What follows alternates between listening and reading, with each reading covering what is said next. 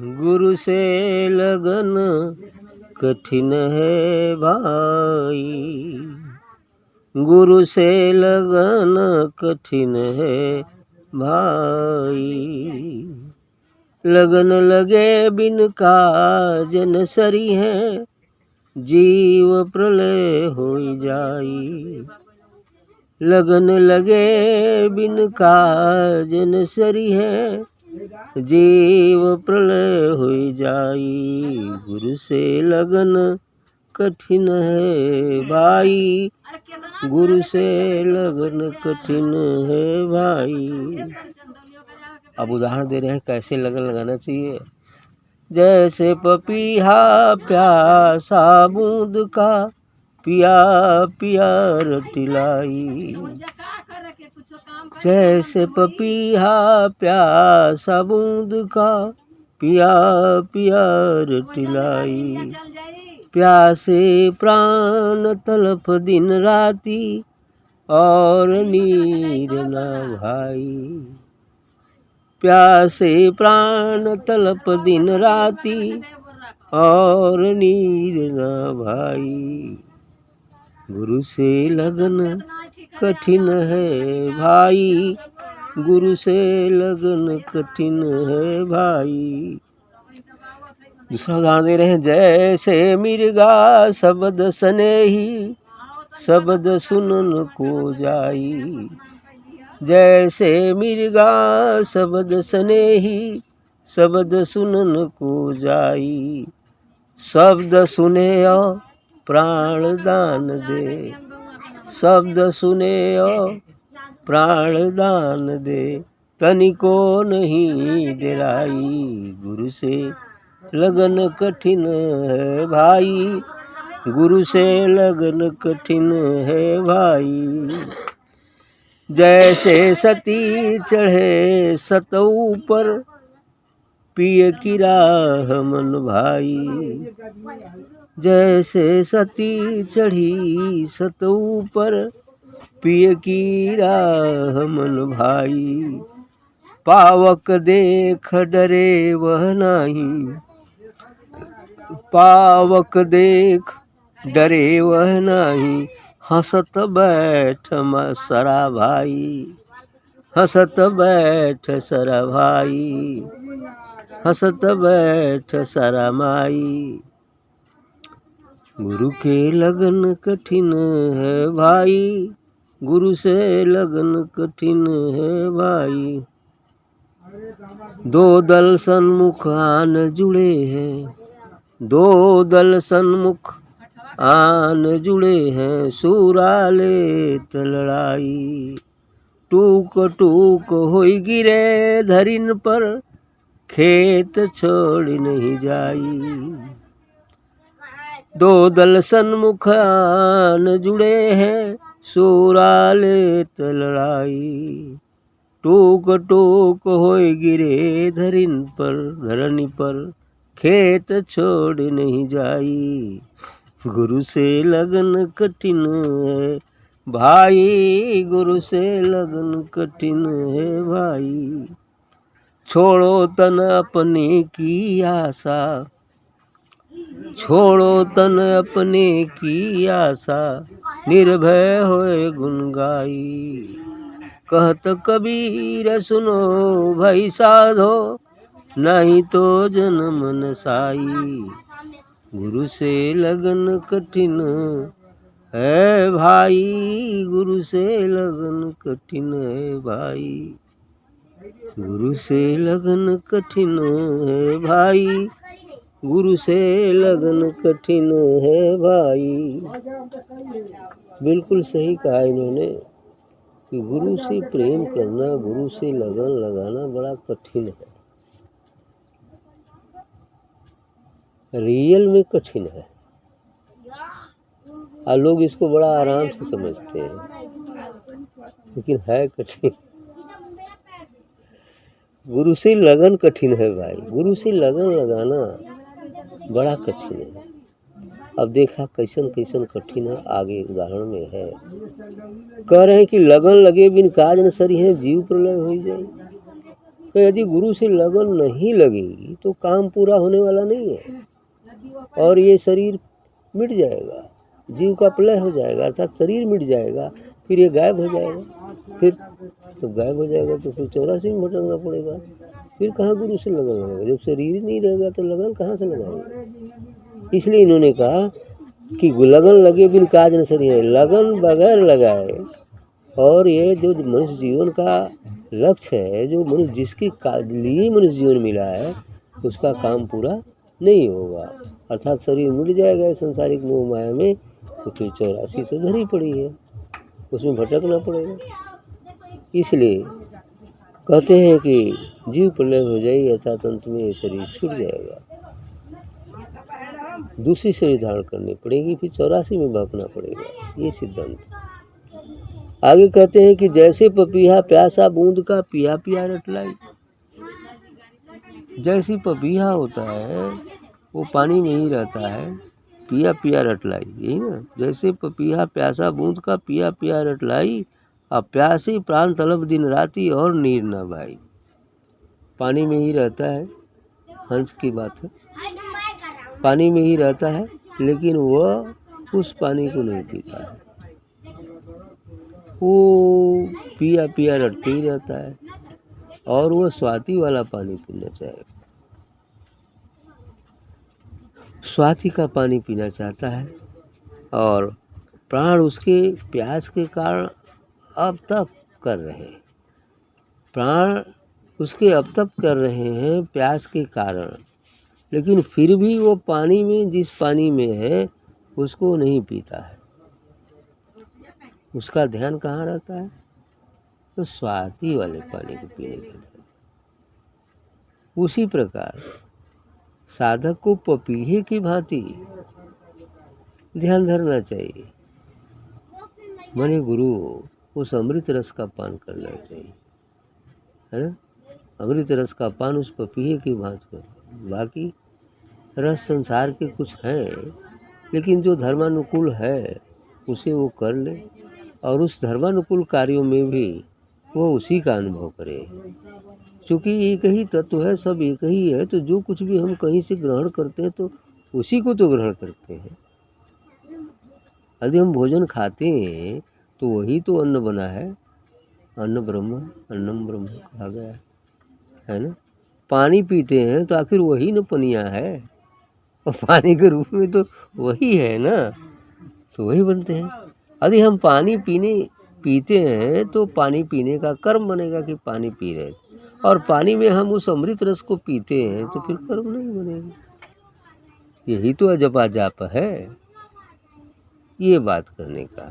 तो यही प्यासे प्राण तलब दिन राती और नीर न भाई, और नीर उसको नहीं अच्छा लगता है, तो दिन रात प्यास से तड़पते रहता है। आगे क्या कहते हैं दूसरा उदाहरण, जैसे मिर्गा सबद सने ही सबद सुनत को जाई। जंगल में मृगा होता है और मृगा पकड़ने वाले कुछ एक शब्द बोलते हैं, कुछ एक आवाज़ बोल देते हैं, और उस आवाज़ को सुनकर मृगा दौड़े दौड़े चले जाते हैं। जैसे वो सांप है, वो नागिन धुन बजा दे तो कहीं से घूमते घूमते उनके कानों को बड़ा प्रिय लगता है, वो आ जाते हैं। ऐसे ही मृगों को पकड़ने के लिए भी कुछ एक शब्द शिकारी जान रखे हैं, और उसको जो ही बोलते हैं तो मृगा दौड़े दौड़े चले जाते हैं। इसीलिए इन्होंने कहा कि जैसे मृगा शब्द सुने, वो शब्द का प्रेमी है, उस शब्द को जो ही वो सुनता है तो दौड़ते दौड़ते चले जाता है उधर, और उधर वो फांस लगाए बैठा है कि आएगा तो इसी में फंस जाए है। करा जैसे मृगा शब्द सुने ही सबद सुनन को जाई, शब्द सुने और प्राण दान दे। तो शब्द सुनने को तो वो जाता है, लेकिन प्राण ध्यान उसे देना पड़ता है, यानी अपने प्राण को खतरे में डालकर भी वो शब्द सुनता है। ऐसे ही साधक को होना चाहिए कि प्राण भले चले जाए, लेकिन हमें अपने निज स्वरूप का दर्शन करना है, ये तैयारी रहेगी तो शायद हो जाए, है ना। इसीलिए ये करा। वो मृगा प्राण को नहीं देखता है कि हमारा प्राण जाएगा कि रहेगा, बस उसको प्रेम किससे है? शब्द से। शब्द सुनेगा चला जाएगा। अब उसका प्राण गर्दन फंस जाए वो बात अलग, लेकिन तो उसका ध्यान कहाँ है? शब्द पर, प्राण की तरफ ध्यान नहीं है। चला जाए चला जाए, इसीलिए कहते हैं कि सच्चा वीर और महावीर वही है जो इस संसार के सभी कर्तव्य कर्मों को यथोचित पूरा करते हुए और जीवन शाम होने से पहले अर्थात इस शरीर मिटने से पहले, इस प्राण को निकलने से पहले अपने इस मंजिल को तय कर ले, अर्थात अपने निज स्वरूप को जान ले। यही सच्चा राहगीर है। आगे दूसरा क्या कह रहे हैं, दूसरा एग्जाम्पल दे रहे हैं। जैसे सती चढ़ी सत ऊपर पिए की राह मन भाई, आ पावक देख डरे न हो नाही, हंसत बैठ मरा सरा माई। यानी जैसे कोई सती स्त्री, पहले जो सती प्रथा थी कि पति की मृत्यु के बाद जो है उन स्त्रियों को जो है सती होना पड़ता था, सती प्रथा थी। हालांकि वो बंद कर दिया गया है, क्योंकि भाई सती प्रथा वैसा प्रेम, पति पत्नी का प्रेम भी जब वैसा दोनों योग्य हों एक दूसरे की, तब ये संभव हो सकता है या उचित है। लेकिन यदि ऐसा नहीं है तो ऐसा करने से क्या फ़ायदा। ये मनुष्य शरीर मिला हुआ है तो इसका उपयोग करो। कौन किसका पति, कौन किसका पत्नी, कौन किसका बेटा, कौन किसका पिता है। पिछले जन्म में तमाम पिता रहे होंगे, कोई बार बार रहे होंगे, तमाम बेटे रहे होंगे। ये सब तो ऋणानुबंध है।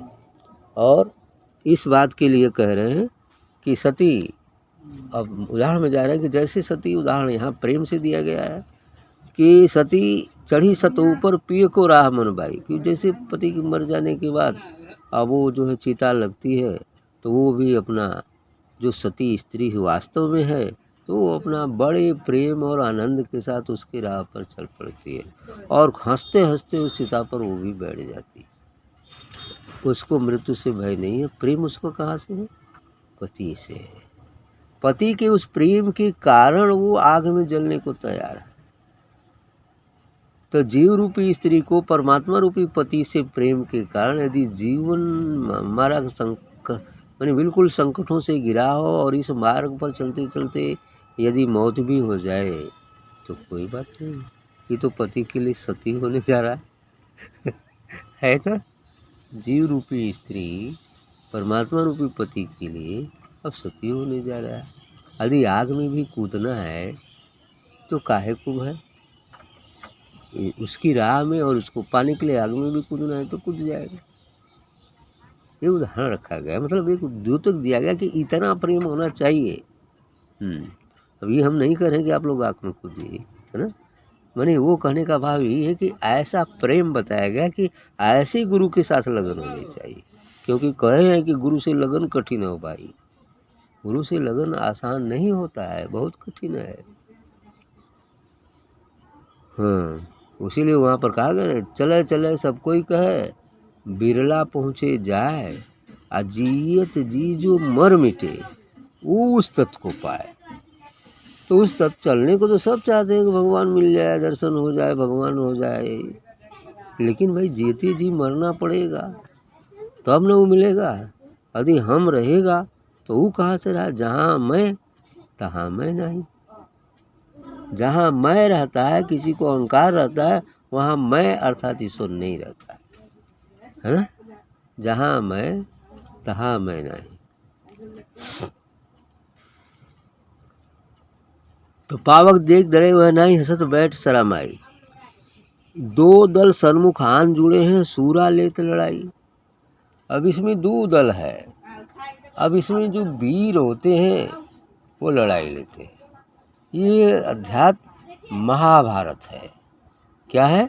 महाभारत है। इसमें भी दो दल काम कर रहे हैं, 5 पांडव अर्थात सत्य और बाकी कौरव अर्थात असत्य, अर्थात माया की जितनी शक्तियाँ हैं, काम क्रोध लोभ मोह मद मत्सर, तमाम इसके जो भी चीज़ें हैं इनके साथ हैं। एक दूसरा सत्य, हिंसा, आस्तिक, ब्रह्मचर्य, अप्रमाद, ये सब जो सतोगुण है ये दूसरा दल है। सत्य, हिंसा, आस्तिक, अप्रमाद और ब्रह्मचर्य, ये 5 पांडव मान लीजिए, है ना। ये 5 पांडव हैं। अब इसमें भी द्वंद्व युद्ध चलता है, हृदय ही कुरुक्षेत्र है। अब इसमें द्वंद्व युद्ध चलता है, क्या करें क्या न करें, क्या करें। अब यदि ये विजयी होते हैं तो हार जाना पड़ता है पांडवों को। तो नीचे गिरना पड़ता है और अंत फिर ये विजयी होते हैं तो इनको जाना पड़ता है। इस प्रकार ये द्वंद्व युद्ध चलते रहता है, चलते रहता है। सत्य असत्य का द्वंद्व युद्ध चलते रहता है, लेकिन अंत में विजय यदि सही ढंग से चलते रहे तो सूरा कह रहा है ना, आगे भजन कह रही है कि दो दल सन्मुख हाथ जुड़े हैं, सूरा ले लड़ाई। जो महावीर होता है वो इनसे लड़ाई लेता है, सबके बस का नहीं है कि इनसे लड़ाई लड़े। तो इसलिए कहते हैं सूरा होए सूरा ले लड़ाई, या टूक टूक हो गिरिधर पर खेत चढ़ने जाई। और यदि टूक टूक होकर उसका हाथ पैर कट कट करके भी गिर जाए उस क्षेत्र में, तो भी वह वो मैदान नहीं छोड़ता है, अर्थात सत्संग करना नहीं छोड़ता है। ठीक है, वहाँ से भाग नहीं जाता है ना, कि अब हम न भजन करब बड़ा दुख होगा, है ना। वो भागेगा नहीं, छोड़ता ही नहीं है फील्ड।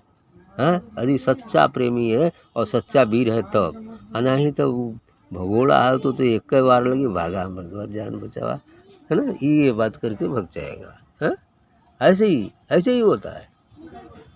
तो इसलिए कह रहे हैं कि दो दल सन्मुख हाथ जुड़े हैं, सूरा लेत लड़ाई, आ टूक टूक होई गिरे धरन पर खेत छाड़ने जाई। जो खेत है, जो क्षेत्र है, जो फील्ड है, वह छोड़कर नहीं जाता है। वो भले मौत उसमें हो जाए लड़ाई में, कोई बात नहीं। उसको क्या कहते हैं वीर लोग? वीर गति को प्राप्त हुए हैं, स्वर्ग ही मिलेगा। ये बात हो रहा है। आगे कहते हैं कि छोड़ो तन अपने की आशा, अनिर्भय होए गुण गाई। इसलिए कबीर साहब जी कह रहे हैं, अरे इस तन की आशा, अपने तन की आशा छोड़ दो।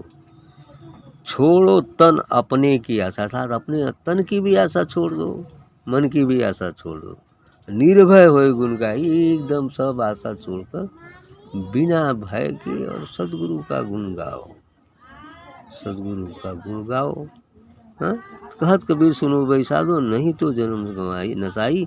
यदि तुम ऐसा नहीं करते, तो कबीर साहब जी कहते हैं साधु पुरुष सुनिए, यदि ऐसा नहीं करते हैं तो ये मनुष्य जीवन ही नष्ट हो जाएगा, चला जाएगा, यूं ही बेकार। ठीक।